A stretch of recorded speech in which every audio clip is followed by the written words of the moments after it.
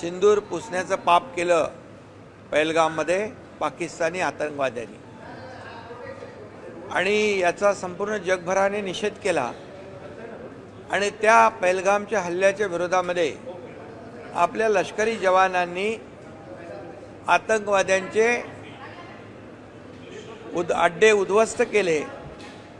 याचा अभिमान तमाम भारतीयांना आहे आणि या लष्कराच्या जवानांच्या पाठीमागे देशाचे प्रधानमंत्री नरेंद्र मोदीजी खंबीरपणे उभे राहिले आणि त्यांना सांगितलं, खून का बदला खून से, ईंट का जवाब पत्थर से, गोली का जवाब गोले से।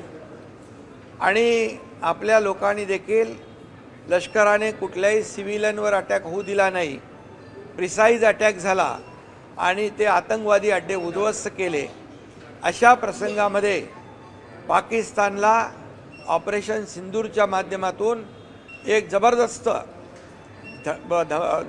त्याला उत्तर या ठिकाणी लष्करी जवानांनी दिलेलं आहे आणि लष्करी जवानांनी उत्तर दिल्यानंतर अशा प्रकारचं वक्तव्य काँग्रेसकडून होतंय ही खरं म्हणजे हे चिंताजनक बाब आहे, ही दुर्दैवी बाब आहे, ही देशविघातक बाब आहे।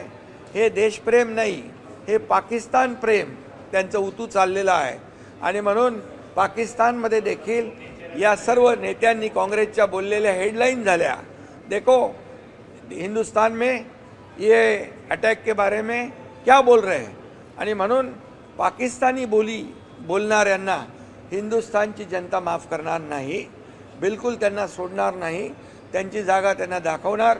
आणि म्हणून काँग्रेसचे जे कोणी नेते आहेत ते देखील यापूर्वी देखील राहुल गांधी यांनी देखील या पहलगामच्या हल्ल्याच्या विरोधामध्ये ते आपल्या लष्कराच्या जवानांनी केलेला अटॅक त्याचा हिशोब विचारता, किती ड्रोन पडले, किती विमानं गेली, किती तास युद्ध थांबलं। अरे त्यांच्या पाठीशी उभं राहायला पाहिजे होतं।